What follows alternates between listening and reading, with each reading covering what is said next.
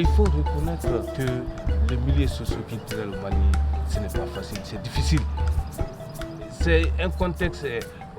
patriarcal, c'est le père qui décide, c'est l'homme qui décide. Cela a engendré la violence, parce qu'il est autoritaire le père. C'est avéré que c'est 92% des femmes qui ont déclaré qu'elles ont été victimes de violences par les mains propres de leur mari. Pourquoi engager les hommes? Parce que les hommes sont les détenteurs des pouvoirs, de tous les pouvoirs. Si on veut transformer la relation de pouvoir entre les hommes et la femme, il faudrait impliquer l'homme. Il faut que l'homme accepte, il faut que l'homme soit une partie de la solution et non les problèmes. Donc c'est pour cela que nous avons vu que l'homme est une solution. Avec le démarrage du nouveau programme enfermement des femmes et des filles qui a démarré en 2009, les groupements Vincella Hommes ont été mis en place, ont été formés sur plusieurs thématiques, dont les thématiques comme le genre, normes sociales, la communication et l'écoute active, la boîte de l'homme, le cycle de la masculinité, les pratiques familiales essentielles et les violences basées sur le genre. Il a été mis en place 28 groupes de soutien au niveau de 28 villages avec un effectif de 592 hommes. Aujourd'hui, il y a les comités villageois de prévention, de gestion des crises et des conflits. On peut dire qu'on est dans 31 villages où les groupes de soutien ou les VCLA existent. Ce sont des villages où on a des hommes alliés à nous, des hommes de changement. Au total, plus de 315 relais ont été formés sur les thèmes des pratiques familiales essentielles, surtout basés sur l'allaitement exclusif au sein maternel, l'accouchement propre, le lavage des mains et l'excision.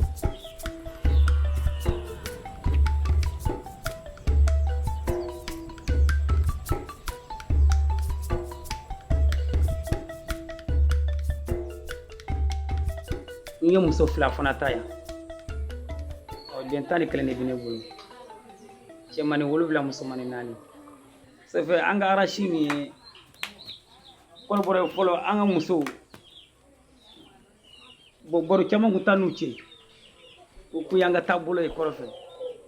voilà ça fait an yɛrɛ fɛ an kɔni na ni muso ye dɔrɔn ne min ka di ye dɔrɔn i b'o kɛ fɛn min kun ye degun ye ma parce que n bɛ so kɔnɔ n'a ti baro kɛ a bɛ se ka taa sigi yan n bɛ n sigi yen fɛ an bɛɛ ɲɛ bɛ ɲɔgɔn na ten n bɛ se ka n den sɔrɔ kɛnɛma n bɛ n to so kɔnɔ n bɛ pɛrɛn n b'a wele n b'a kɔrɔfɔ n b'a nɛni o bɛɛ kun ye n bɛ so kɔnɔ yan de n'o tɛ ni n bɔra kɛnɛma a bɛ se ka kɛ n bɛ mɔgɔ tɔw ye u fɛngɛnen don n bɛ se ka yɛlɛma u nɔfɛ mais tellement que n degunnen don n sɔn jalen don hali n'a ye kuma duman fɔ n ye n b'a kɛ kolon ye parce que n tɔɔrɔlen don a fɛ so kɔnɔ fɔlɔ denmisɛnninw yɛrɛ tellement que u bɛ siran ɲɛ hali ni ko duman nana se k'u nisɔndiya k'a f'a ye sinba de ma k'a f'a ɲɛna ba bɛ se k'a lase fa ma mais sisan tellement que yɛlɛma donna den ani a denw bɛ tulonkɛ kɛ ni fɛn min nan'u ma n'o ko b'u la u bɛna f'a ye u fa ye an bɛ nin de fɛ ou bien ba ye an bɛ nin de fɛ fa bɛ se ka ɲininkali kɛ i den ko a bɛ nin fɛ an b'a kɛ cogo di wa n'an bɛ se an b'a fɔ an ka jɛ k'a kɛ o de ka d'u ye parce que an ka sini ɲɛsigiw don. ne donnen cɛ ka tɔn na ani ye formation minnu sɔrɔ minnu ye ko fo ka kalan ye a yɛlɛmaba de don ne ka du kɔnɔ ça fait kalan kɔfɛ n nana n ye miiri ka dɔn k'a fɔ vraiment kalan ye min fɔ o de ye tiɲɛ ye ça fait que diɲɛ baara o baara ni i ko i b'a kɛ a tɛ bali i ka gɛlɛya dɔ sɔrɔ a la n ye kalan ninnu sɔrɔ n yɛlɛmanen n tɔrɔ bɛ sabota n'a ye an m'a dɔn i ni muso bɛ se ka baro kɛ i ni dɔw bɛ se ka baro kɛ ou bien i b'i muso bila o bɛ jago kɛ e yɛrɛ bɛ jago kɛ donc i bɛ sabota n'a ye fɔlɔ a n'an taara yen nɔ ko yɔrɔ an b'a fɔ karisa kɔni t'a la yɛrɛ o muso ka mɔgɔ ye sa mais kalan ninnu kɔfɛ an y'a dɔn k'a fɔ bɛɛ de ye fili n'i ma kɛ muso yɛrɛ ka mɔgɔ ye i tɛ taa ɲɛ yɛrɛ n y'o dɔrɔn de sɔrɔ a kɔnɔ mais kɔfɛ o nana faamu ne yɛrɛ kɛra ko karamɔgɔ ye bi. An bɛ se ka dɔ fɔ an kɛlen k'an sen don baroniko ninnu ani kalanko ninnu na tiɲɛ yɛrɛ la sanni an k'a faamu gɛlɛyaba tun b'an ka du kɔnɔ mais depuis an y'a faamu an bɛ taa réunion kɛyɔrɔ la an cɛ fana bɛ taa réunion kɛyɔrɔ la donc a ye kalan minnu k'an kun an nana du kɔnɔ an y'a essayer k'o baara waleya an ka du kɔnɔ parce que fɔlɔ an n'an cɛ ka sigi ka baro kɛ o maloyaba tun bɛ k'an na mais depuis an y'aw ka kalan in kɛ mun kɛ an n'an cɛ bɛ sigi ka baro kɛ ni sinamuso b'an ka kumaw fɔ ɲɔgɔn ɲɛna ni mun ye mun kɛ n'a ma bɛn mun ma o b'o fɔ o tigi ɲɛna o b'o banni bon n bɛ se ka ladili min kɛ dugu kɔnɔ cɛw ma ani dugu cɛw n'a musow ma diɲɛ baara o baara n'i b'a kɛ bi sigi ka kuma de ɲɔgɔn tɛ wala sɛbɛ n'i ni mɔgɔw sigira ka kuma a ka ca ala fɛ a balaw ka dɔgɔ a bɛɛ ye nafa ye n'aw ye ɲɔgɔn faamu o nafolo min bɛ ne bala fana an bɛɛ bɛ jɛ k'a baara kɛ n'u bɛɛ ka kan na awɔ sisan o kɔfɛ a yɛrɛ bɛ baara minnu kɛ an bɛ ɲɔgɔn dɛmɛ a bɛ sɛnɛ kɛ an bɛ taa dɛmɛ an yɛrɛ bɛ nɔgɔw sɛnɛ sisan an b'o bɛɛ kɛ an bɛ jɛ k'an denw furakɛ n'u banana an b'u ladon ɲɔgɔn fɛ an b'o bɛɛ kɛ ɲɔgɔn fɛ ne kun bɛ baara min kɛ fɔlɔ ne kɛlen kun b'a fɔ ko ne b'a géré ko ne ko yanni n ka somi balo ko dɛsɛ bɛ na sa a b'a sɔrɔ a bɛɛ baara ne bolo a géré cogo tɛ ɲini kelen bolo donc kalan ninnu sɔrɔlen kɔfɛ ne na musow bolo don a la ani denw an bɛɛ bɛ jɛ k'a géré ɲɔgɔn fɛ musow bɛ jago kɛ komi ne yɛrɛ b'a kɛ cogoya min bon donc ne gɛlɛya bɛ na don du kɔnɔ an bɛ sigi an b'a kuma fɔ donc n'a fura ma sɔrɔ ne bolo a bɛ sɔrɔ musow bolo bon kalan in sɔrɔlen mɔgɔ minnu y'a sɔrɔ balo ka di dɛsɛ ta fan fɛ olu de ka fisa ni minnu ma sɔrɔ sini ma ne ɲɛ bɛ n ka du la cogo min na n bɛ n denw de kalan nin na kosɛbɛ ni n den musomani min furula ka taa a ka s'a cɛ minɛko la a k'a cɛ nɛgɛ u ka ko to ɲɔgɔn ta la ni cɛ ye baara min kɛ a k'a dɛmɛ ale fana ka dɔ k'a yɛrɛ ye mun bɛ cɛ fana nafa ni n ka cɛmani fana n'a ye muso furu muso bugɔ o dabila la o tɛ yen a n'a muso ka baro kɛ u ka ɲɔgɔn faamuya ayiwa u bɛ fɛn min ɲini u b'o sɔrɔ nafa bɛ na du kɔnɔ u yɛrɛw bɛ se ka kɛ don dɔw baaliku ye u yɛrɛw bɛ se ka mɔgɔ wɛrɛw kalan na mana u bɛɛ bɛ nafa sɔrɔ a la bon ladili kan min bɛ ne bolo bi ko ne y'o fɔ n denw ye n y'a fɔ ne denw a cɛ ni muso ne y'u bɛɛ dɔ kalan na ça fait ne bɛ yɔrɔ min na bi ne b'a dɔn hali ni ma taara n kɛra taafɛn ye n dala sɔnna n ka denbaya a bɛ ɲɛ ne kɔfɛ a tɛ ci an kɔni fɛ an ka du in kɔnɔ bi an ka cɛmanninw bɛ kalan na an ka musomanninw bɛ kalan na wa kalan mana na sigida la an minnu yɛrɛ y'u baw ye an yɛrɛ sen b'u dɔw la an fɛn o fɛn ye kalan sɔrɔ n'an y'a kɛ minnu yɛrɛ kunna a bɛɛ de ka fɔ de ye taabolo ɲuman ye diɲɛ ko ne bɛ ka tɛmɛ i kana kɛ muso ka maa ye bon donc bi an ye maabaw de ye yan koyi kalan in kɔfɛ an kɛra maabaw de ye anw de ye Il y a non seulement des hommes versés là, mais également il y a des responsables communautaires, dont les imams qui sont des religieux, les pasteurs, les communicateurs traditionnels, aussi bien que les chefs de village et leurs conseillers.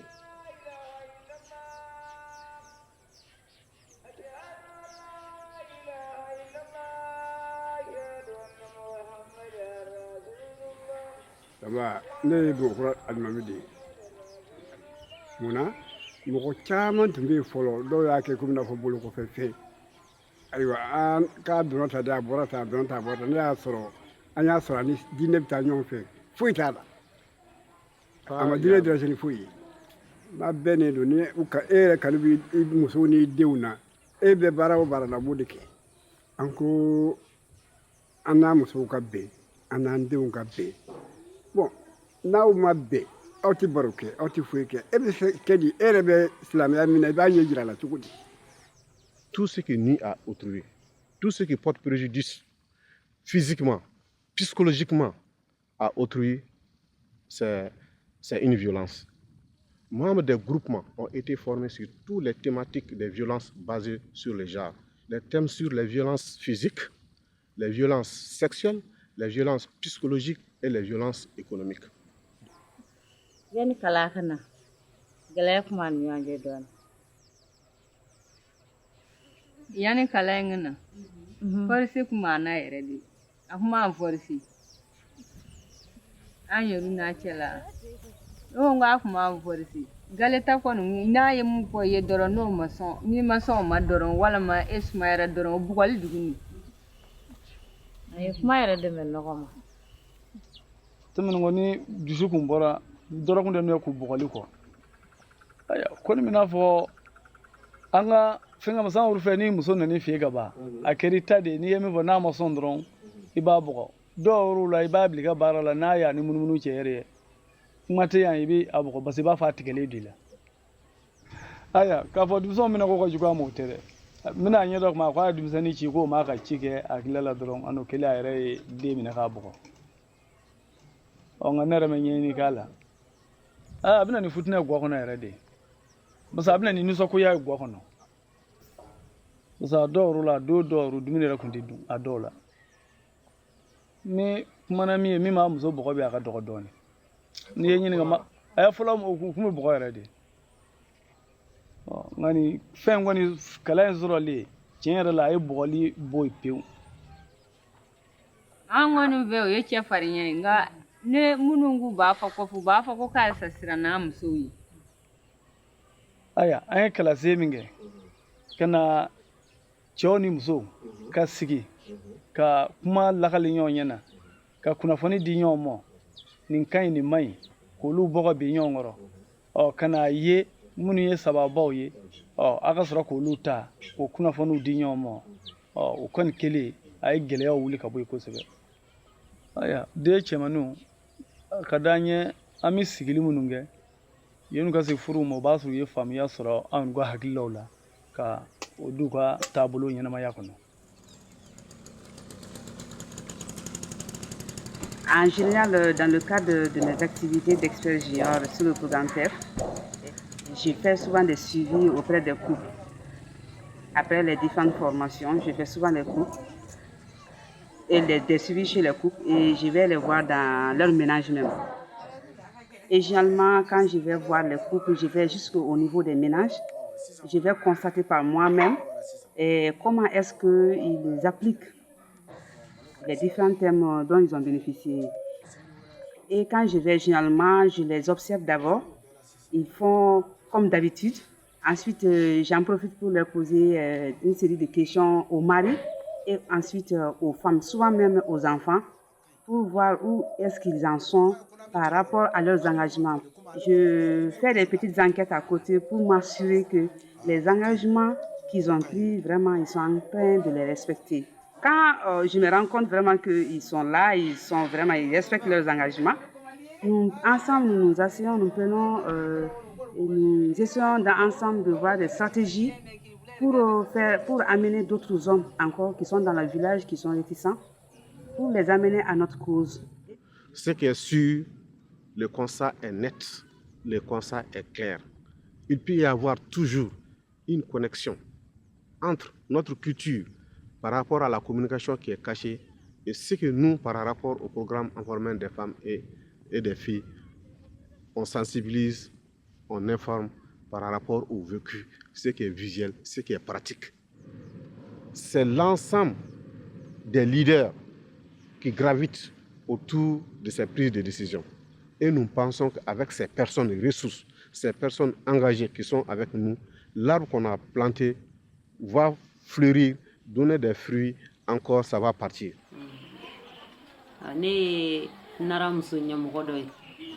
Ne anga siniya sigi sɛbɛnni kɛla ye ne réseau communal fana sɛbɛnni kɛla ye ko ne ka muso ɲɛmɔgɔya in jama de ye danaya dan kan k'an ta k'an bila ɲɛfɛ an y'o caman sɔrɔ ɲɛmɔgɔya yɛrɛ ɲinini muso yɛrɛ ka kan k'i kamo ɲɛmɔgɔya nɔfɛ k'a dɔn ka fɔ an ni cɛw bɛɛ ka kan an y'an ka droit dɔn an y'o kalan sɔrɔ an ye formation kɔni caman sɔrɔ o yɛrɛ jɔyɔrɔba b'a la tiɲɛ yɛrɛ la maa yɛrɛ ye faamuyaliba de sɔrɔ bilangɔrɔnin sababuya kɔni na an ye formation caman sɔrɔ TEF fɛ min y'a nɔgɔya o ye n furukɛ ta fan ye kosɛbɛ parce que ni n kɔni welela diɲɛ fɛn o fɛn la ko n y'a fɔ a ye a tɛ don ni yɔrɔ la taali cɛ fɛɛrɛ min bɛ n bolo o ye ka musow yɛrɛ lafaamuya k'a dɔn k'a fɔ ni an sera ka ɲɔgɔn dɛmɛ pour que musow caman ka san sɔrɔ i n'a fɔ mairie kɔnɔna sɔrɔ o la o bɛ se k'a to musow kun kan ko caman bɛ o bɛ ɲɛnabɔ n ko mɔgɔw bɛ sɔrɔ minnu tɛ sɔn ka voter u b'a fɔ ko karisa muso an bɛ voter muso ye wa parce que olu ma faamuyali sɔrɔ u tɛ yɛlɛma dɔw yɛlɛma man di hali n'a fɔra u ye u b'a fɔ musow de don n'an y'u bila a ɲɛfɛ u tɛ se ka fɔ n kɔ ka sanga n'an ka cɛw minnu ye formation sɔrɔ olu kɔni bi sɔn parce que olu y'a faamuya k'a dɔn k'a fɔ ni muso yɛrɛ bilala ɲɛfɛ a bɛ se k'olu ka ko caman nɔgɔya ni cɛ y'a faamu muso bɛ se ka président parce que muso yɛrɛ bi an bɛ don min ko bi diɲɛlatigɛ ko caman bɛ yen muso jɔyɔrɔ ka bon a la kosɛbɛ a foyi tɛ kɛ ni muso t'a la du yɛrɛ kɔnɔ sigidaw la ni muso de ka jɔ ni muso jɔra ko bɛɛ bɛ nɔgɔya n'a fɔra ne ka wele bila n tɔw ma n b'u wele n b'a fɔ ne ni n cɛ ni n dɔgɔnin bɛnnen don cogo min n bɛ fɛ u ka k'a ɲɔgɔn ye n'an taara temi yɔrɔw la n b'a kumaw f'u ɲɛna n'u kɛra anw ɲɔgɔn ye u bɛ lafiya du kɔnɔna bɛ lafiya u yɛrɛw bɛ bɛn denw bɛ lafiya u bɛɛ bɛ ɲana bon kalan in sɔrɔ kɔfɛ ne fɛ ne sinila ma a kan ka ɲɛ ka tɛmɛ ne kunungola maa kan. Sinon, aujourd'hui, le défi est grand parce que le cercle est vaste. À nous maintenant de doubler d'efforts, d'être plus vigilants, de choisir encore d'autres villages, de créer plus de VSLA hommes, plus de groupes de soutien hommes. Nous pensons aujourd'hui, on peut le dire haut et fort, que l'arbre qu'on a planté s'est bien enraciné. C'est-à-dire les groupes de soutien qui sont là, les comités villageois de prévention, de gestion des crises et des conflits qui sont là, qui sont pilotés par les hommes engagés. C'est bien enraciné. Donc c'est pour vous dire que nous aussi, nous pensons qu'avec cette composante main engage, cette initiative engagement des hommes, on est sur la bonne voie. Et nous pensons que si ça continue, vraiment, ça va donner beaucoup de fruits encore. Et ça sera merveilleux.